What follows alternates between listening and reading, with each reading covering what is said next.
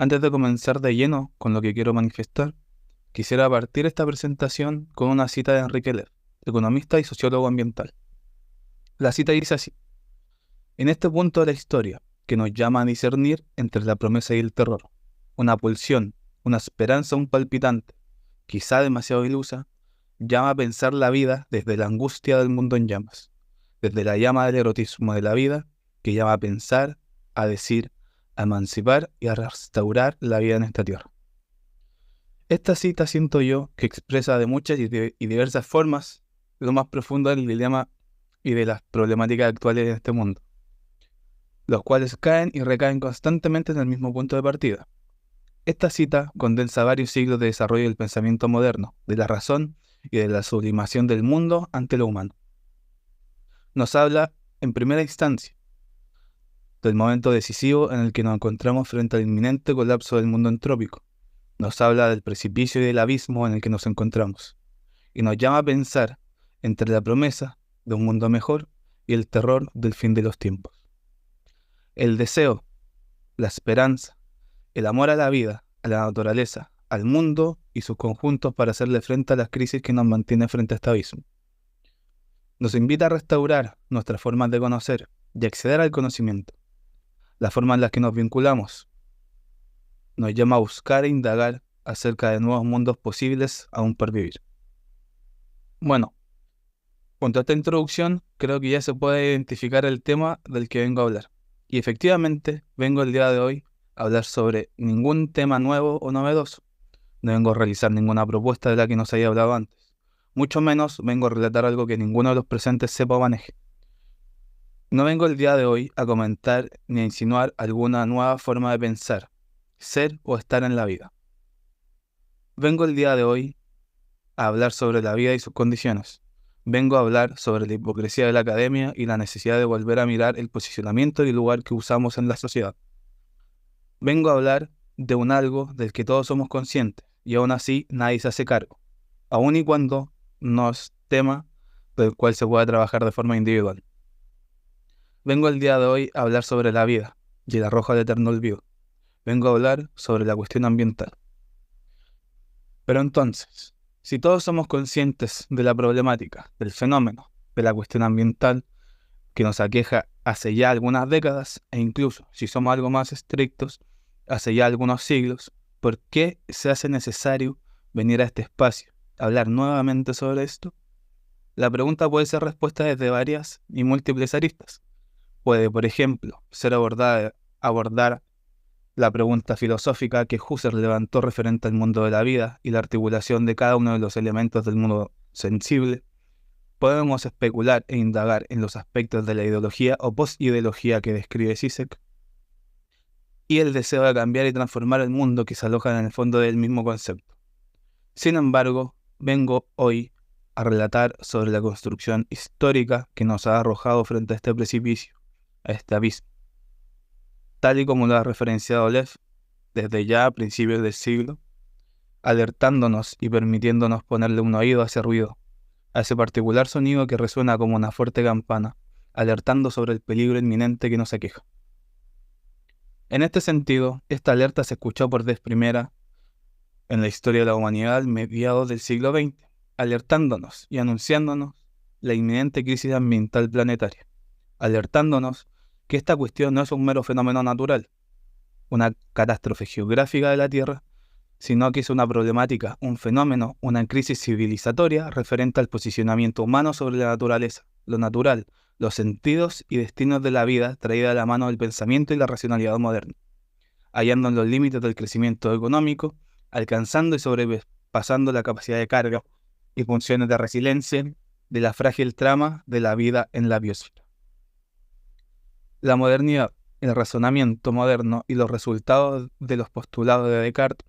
son identificados como los principales causantes de la cuestión ambiental, hace ya tanto tiempo que se hace incluso jocoso y ridículo referirnos a esto aún en esta presentación, revelando y describiendo una crisis de la razón y del pensamiento humano que ha sido arrastrada desde el inicio del proyecto de la modernidad. Por tanto, se constituye como una crisis de la razón moderna.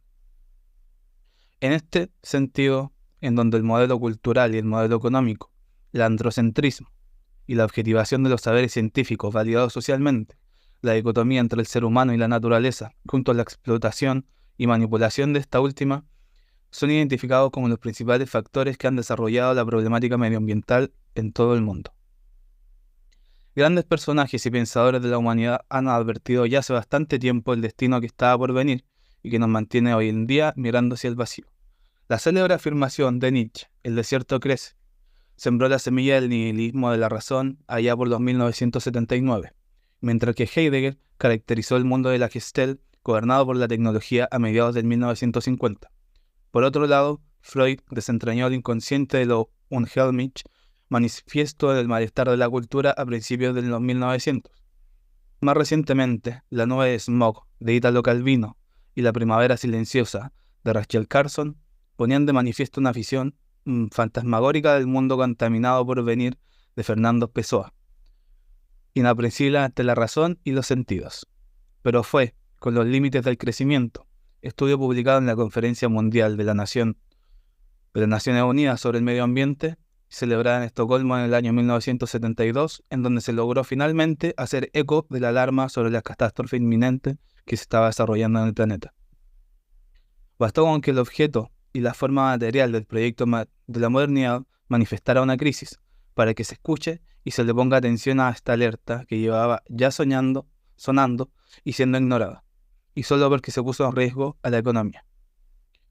La respuesta mundial frente a esta alarma se hizo presente al instante, y apeló en primera instancia a la racionalidad económica, y de este modo se buscó internalizar las externalidades ecológicas al sistema económico y de producción, haciéndola parte de un proceso de valoración económica de los elementos naturales tales como son el aire, el agua, los bosques y la biodiversidad en su conjunto, para continuar incorporando al sistema económico los sistemas de soporte de la vida, los bienes, los servicios ambientales y el cambio climático. De esta forma, la naturaleza se recodifica, es resignificada y valorizada por el sistema económico bajo el concepto mesiánico, el concepto de la sustentabilidad. En este sentido, y bajo el alero de la sustentabilidad, se estableció un ideal, un camino hacia un desarrollo sostenible a través de diversas medidas y tratados decretados a nivel internacional, con el fin de dar un freno o al menos atisbos de una plausible solución a las problemáticas ambientales. Entre estos se encuentra la Convención de Viena para la protección de la capa de ozono de 1985, el Protocolo de Montreal relativo a las sustancias que agotan la capa de ozono, la Agenda 2021, la Convención del Marco de las Naciones Unidas sobre el Cambio Climático, la Declaración del Río sobre el Medio Ambiente y el Desarrollo, el Convenio de la Diversidad Biológica, todo esto de 1992, y el Protocolo de Kioto, junto, por último, al Acuerdo de París del año 2015. En estos acuerdos, tratados y medidas internacionales no hicieron más que promover la internalización del ambiente externalizado al sistema económico con el fin de sustentar y sostener la civilización humana aún en pie frente al abismo inminente de la vida, causando la muerte trópica del planeta. Sin embargo, y al mismo tiempo, las discusiones sobre las problemáticas ambientales, la sustentabilidad y la concepción del mundo han abierto cuestiones importantes para con el desarrollo de la vida y la comprensión de la misma.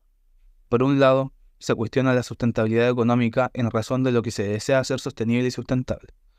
¿Se quiere incorporar la sustentabilidad al modelo económico o se planea que la vida misma sea sostenible para con ella misma y las relaciones en las que se comprende y vive el mundo? De la mano con esta cuestión es que desde el campo de la biología se comenzaron a levantar a la naturaleza como un objeto y un sujeto de estudio mismo, entendiéndola y comprendiéndola desde diversas aristas y nociones que caracterizan, individualizan y problematizan de manera tal, comienzan a surgir nuevas ramas dentro de la misma ciencia en base a las investigaciones y articulaciones entre biología, metafísica, epistemología y filosofías, gracias en primera instancia a los aportes realizados por el célebre y olvidado Jacob von Uexküll, lo que facilitó y promovió el camino a la consolidación de lo que hoy conocemos como ecología, un entramado interdisciplinario de ciencias muy diversas que estudia las interacciones y de las diferentes especies vivas entre sí con su entorno. Es así, por dar un simple ejemplo, como se comienza a gestar un saber un conocimiento ambiental, el cual, según Soto, ha logrado posicionar el fenómeno medioambiental como una problemática atingente a las necesidades actuales del mundo, a través de un proceso de concientización y reflexión constante. Complementando este postulado, comenta Lev y Guattari con el concepto del saber ambiental, el cual comprende las problemáticas y los fenómenos desde la complejidad del mundo, en el cual se define como un saber sobre las formas de apropiación del mundo y de la naturaleza, a través de las relaciones de poder que han inscrito las formas dominantes del conocimiento, y la configuración de un campo hacia la ecosofía, haciendo referencia al cruce y articulación entre las ecologías, las ciencias ecológicas, la filosofía y las nuevas cuestiones sobre la vida. De esta forma es como se define y se establecen las bases de una epistema ambiental, la cual busca analizar la relación entre la dialéctica y la complejidad, yendo más allá de esta, traspasando las barreras de los límites sistémicos y ecológicos, abriendo las puertas de la interdisciplinaridad, enfocándonos en el diálogo de los saberes y abriendo paso entre la ciencia y su concepción para con el mundo como un saber y una epistemología ambiental. De esta forma, se comienza a elaborar y definir conceptos con respecto a las problemáticas ambientales, estableciendo que las problemáticas se articulan en un cúmulo de dimensiones y aristas necesarias de pensar y repensar para lograr las ideas, idear alguna solución al mediano y al largo plazo, o al menos un freno al desarrollo de las mismas problemáticas ambientales. Es así, con el carácter coyuntural de lo social en el desarrollo de las problemáticas ambientales, ha configurado a la misma como una cuestión de incidencia pública, otorgándole características homologables a una cuestión social. Del mismo modo, y continuando con la problematización de las problemáticas ambientales como una cuestión social, es que autores latinoamericanos acuñan el término de la cuestión ambiental, en respuesta a lo ambiental y a las problemáticas ambientales, lo que posiciona a la problemática y el fenómeno ambiental como un tema de acción y gestión de lo público, reconociendo y relevando el carácter social de la misma problemática, otorgándole un carácter multidimensional y estableciéndola como una necesidad urgente en la agenda pública y en la sociedad de cada territorio. Es así como la noción sobre la cuestión social abarca y comprende todas las aristas y las dimensiones de cotidianidad de la vida, en la que se desenvuelven los sujetos sociales en un territorio y contexto determinado, tomando en consideración las dimensiones económicas, sociales, culturales, políticas y, entre otras, dimensiones tanto estructurales como simbólicas, entablando a través de un mecanismo complejo la forma en la que se comprende la realidad, la forma en la que se piensa, la forma en la que se aborda y la forma en la que se interviene y buscan medidas que resuelvan las distintas problemáticas que se originen a partir del desarrollo de la cuestión ambiental. De esta forma, la cuestión ambiental quiebra la pregunta que por mucho tiempo se estuvo construyendo desde las distintas perspectivas y paradigmas científicos en el discurso holístico de la modernidad. La pregunta sobre ¿qué puedo hacer en un mundo de posibilidades infinitas dominado por la razón, la separación del sujeto y el objeto, de la cultura y la naturaleza, y el dominio de la razón frente a las relaciones entre el sujeto y entorno, y es reemplazada por la pregunta ¿qué debemos hacer?, orientados a la disyuntiva hacia un abordaje en conjunto a través de un saber científico interdisciplinar, multidimensional, para forjar el conocimiento, para trabajar y hacer desde cualquier rama científica un hacer fundado en las necesidades y cuestiones globales contingentes a la realidad actual planetaria. Todas estas propuestas teóricas que buscaron emancipar a la humanidad del dominio racional de la modernidad, orientaron su saber, su conocimiento, su investigación a nuevas alternativas para entender y explicar las acciones humanas. De esta forma, al articular estos enunciados y estas propuestas, es que la problemática ambiental se constituye y se conceptualiza como una nueva manera de comprender y construir los sistemas culturales, comprendiendo la misma problemática como un fenómeno multidimensional y polisistémico. Por lo tanto, y al mismo tiempo se entiende la misma en base a su complejidad y dinamismo, siendo necesario en su abordaje, considerando la integración de todos y cada uno de los sistemas, actores y relaciones que están presentes en el desarrollo de la problemática. De esta forma, tal y como se ha levantado y construido las bases teóricas de la epistemología y la ontología en cuanto a la cuestión ambiental, se hace presente la necesidad de dar cuenta de un accionar, de una propuesta, más allá de la metafísica de la discusión teórica, de presentar uno o varios modelos de intervención capaces de transformar e incidir en las problemáticas que ha traído consigo el desarrollo de la cuestión ambiental en el planeta y sus territorios, para lograr con algún grado de lucidez dar cuenta realmente de las problemáticas que apelan e interpelan a los saberes ambientales y a la construcción de la cuestión ambiental. Es por esto que estoy aquí el día de hoy. Quiero invitarles a volver a enamorarse de la vida. Volvamos a las cuestiones fundamentales del ser y del cómo vivir la vida. Nos hemos alejado tanto de esta que hemos comenzado a hacer preguntas en la lógica de si es posible seguir viviendo o de qué modo hacer lo posible para hacer de la vida una cuestión digna. Cuando la verdadera pregunta, la verdadera cuestión, tiene y debe de estar orientada al cómo vivirla, no sobre cómo sobrevivirla. Nietzsche ya nos habló del eterno retorno hace más de un siglo. Estaremos obligados a repetir la historia hasta que aprendamos y volvamos a amar la vida. Viviremos en el eterno retorno hasta que volvamos a amar la vida. Quiero invitarles a todos, todas y cada uno de ustedes a volver a mirar, a volver a pensar en la vida y la posibilidad de mejores mundos en donde habitar. Invitarles a actuar, a hacer y a transformar estos mismos. Como academia, comencemos a actuar, a hacer y a involucrarnos realmente en las problemáticas de la vida. No basta solo con escribir una columna de opinión, un paper, un informe o un artículo. Es necesario actuar, incidir y transformar. Utilicemos estos espacios para compartir saberes y articular acciones e intervenciones. En Colombia, por ejemplo, se han levantado y construido propuestas de intervención articulando aprendizajes disciplinares específicos